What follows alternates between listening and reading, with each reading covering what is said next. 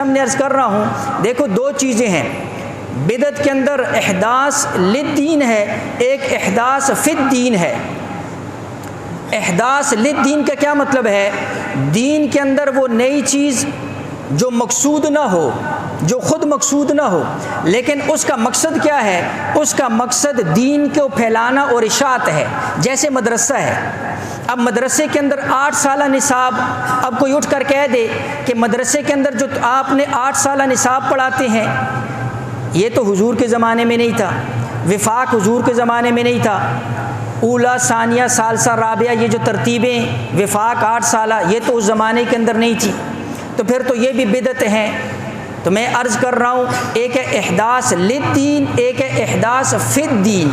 دین کے اندر کسی چیز کا جو ہے نا جی اضافہ کرنا اور بات ہے، دین کے لیے، دین کی اشاعت کے لیے، دین کی بڑھانے کے لیے، دین کو پھیلانے کے لیے اور دین کی تقویت کے لیے ہم اس کو مقصود نہیں سمجھتے۔ ان 8 سالوں کو ہم مقصود نہیں سمجھتے۔ ہم ان 8 سالوں کی بزرگوں نے جو ترتیب رکھی ہوئی ہے، وہ صرف اور صرف حالات اور موقع اور وقت کی وجہ سے جو ہے اس ترتیب کو رکھا گیا۔ ہم اس کو نہ فرض کہتے ہیں، نہ واجب کہتے ہیں، نہ سنت کہتے ہیں، نہ جو ہے ہم اس کو انتظامی ترتیب کہتے ہیں۔ اس لیے وہ اعتراض جو لوگ جماعت والوں کے اوپر، جماعت والوں کے 4 ماہ کے اوپر، سروزے کے اوپر، چلے کے اوپر کرتے ہیں، اس کا جواب بھی اسی کے اندر ہے۔ ہم اس کو احداث للدین کہتے ہیں، احداث فی الدین نہیں ہے۔ احداث فی الدین میں آپ کے سامنے عرض کر رہا ہوں، دین کے اندر کسی چیز کا دین سمجھ کر اضافہ کرنا، جس کو نہ حضور نے کیا نہ صحابہ نے کیا، اس کو مقصود سمجھنا، نہ کرنے والے کو ملامت کرنا، اس کو احداث فی الدین کہتے ہیں۔ اس لیے جماعت کا چلہ، سروزہ، 4 ماہ ہم کہتے ہیں یہ خود اپنی ذات کے اعتبار سے مقصود نہیں ہے۔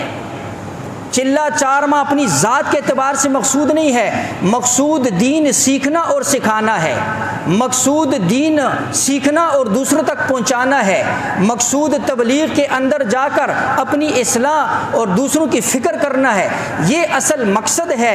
اور اس کے لیے جو ترتیب بزرگوں نے رکھی ہے وہ 4 ماہ سے روزہ 3 دن، اور اس کے اثرات اور اس کے فائدے جو جانے والے ہیں اس کو سمجھ میں آتے ہیں۔ اس لیے نہ تو ہم اس کو خود بذاتی ہی مقصود سمجھتے ہیں، نہ ہم نے اس کو کوئی فرض واجب کا درجہ کہ 4 ماہ کسی نے بھی آج تک ایسے نہیں کہا۔ آپ جب بھی جماعت والے کھڑے ہوتے ہیں وہ بیان کے اندر فضائل کس چیز کے سناتے ہیں؟ اللہ کے راستے میں نکلنے کے فضائل سناتے ہیں، وہ اللہ کے دین کو سیکھنے کے فضائل سناتے ہیں، وہ اللہ کے دین کو آگے پہنچانے کے فضائل سناتے ہیں، اور اس سے اللہ کا قرآن اور نبی کی حدیث وہ ساری بری پڑی ہوئی۔ دعوت، بات پہنچانا، دین سیکھنا اور دوسروں کو پہنچانا، اس سے قرآن اور سنت یہ سارا بھرا پڑا ہوا ہے، اور یہی مقصود ہے، اصل مقصود یہ ہے۔